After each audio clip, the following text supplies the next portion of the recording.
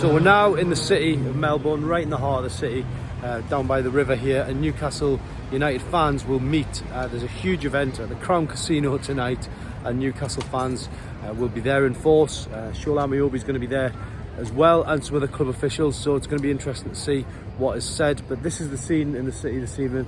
It's a really nice night. The weather here has been unbelievable, and yeah, it's just a beautiful setting, and we're now looking forward to seeing what can be said at this fan event. My name's Zebo. How are you, Lee? Good, thank you. Good. And you've flown in from Sydney? Yes, flown in from Sydney, got here last night. Yeah, 100%. Yesterday was a great experience. Tomorrow is going to be even better. I'll be sitting with the Toon fans. It's going to be good. No, it was surreal seeing them for the first time up close, you know.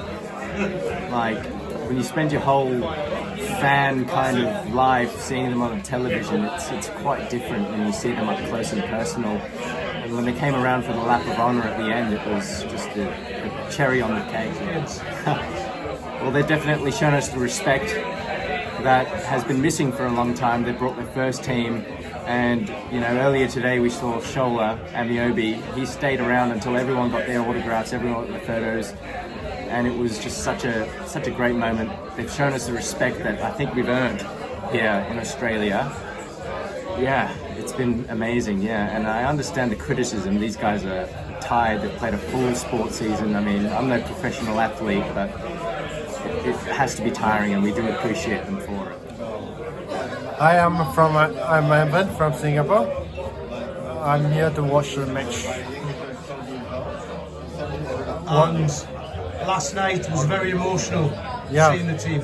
Yeah, they put a lot of youngsters in. It was quite eye-opener. Like, I see a lot of youngsters. They are doing quite well, though. Yeah. What would your message be to Eddie Howe and the players? Win the next match. Yeah. Then enjoy your holidays. I think it's good. And next season, where would you like the team to win the Conference League? Win it, okay. Yeah, just win it. It's an easy game, though. Yeah. Who's your favourite player and why do you enjoy watching them? Alan Shearer. Alan Shearer. Back then, it's still Alan Shearer. Yeah. Come Singapore. What was it like meeting Shola Ameobi before? Was good. At least he provides a lot of insight into what's happening in Newcastle. Was an enrichment for me. Brilliant, thank you. Thank you. I went to Newcastle when I was about 9-year-old with my uncle and my cousin, and then I've taken my boy to his first game. I'm not sure what year it was, but we played against an Italian team, and then we came to Australia, and the young bloke has lived in Newcastle for a few years, and he was never into football until I met him with his mum, and now he's more fanatic than I've ever been, and it's great, and he's the one who organised for us to come down, and like a 65-year-old, I'm hopeful that, like I say, I'll see that we win something before whatever.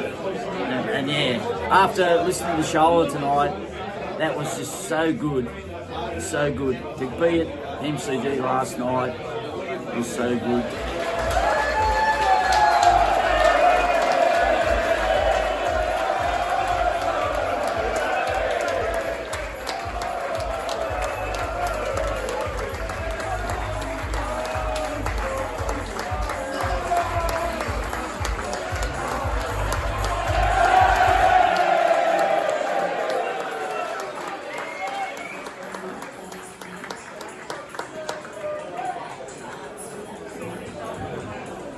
We got Bruno in the middle. At the back, that's the attack. To win the Premier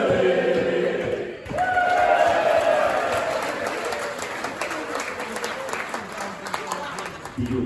you look back on it now and say, I really appreciated that, or it's kind of now that you fully grasp it? No, listen, like I said, I grew up 200 metres from the stadium as a kid, and I was never able to afford to keep going, but it was always there. You know, I was aspiring, you know, one day, you know, I'd love to, you know, just to get inside the stadium. So it's always a dream of mine, and obviously 18 years old to be able to get the experience that, you know, it was a whirlwind. My first game against Chelsea.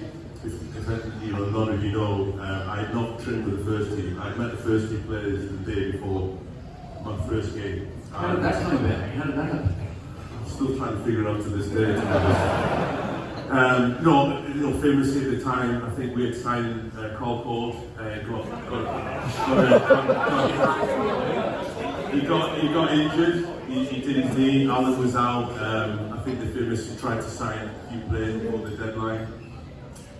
Didn't transpire, and I was playing under 19s football down in Durham, and unbeknownst to me, the manager had been watching and looking at, you know, the guys that he felt could to come up. You know, for me, it was, you know, I had asked to come up to the first team training ground, which was in Chesley Street.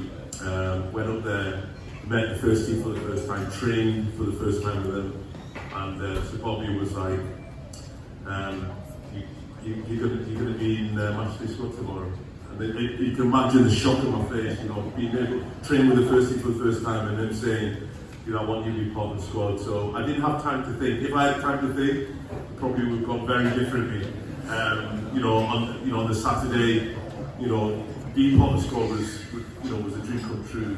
But the fact to actually make the bench, that's when the panic set in. And you know, 2.5 hours, an hour and a half before the game, he named the team and the bench, and you know, as a little boy, you just, you know, you take that. I remember that moment lasted a lifetime. That 1.5 hours, just thinking, gosh, this is something I've dreamt of my whole life, and to be able to experience it, didn't think I would get on, but so Bobby obviously saw something in me.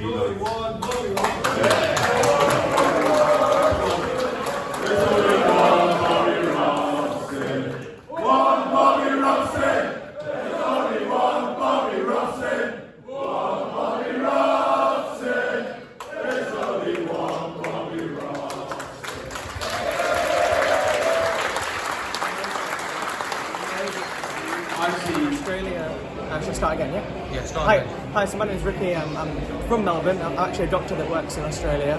I've moved 2 years ago. Big Newcastle fan. I went to Newcastle University. My mum's from Newcastle.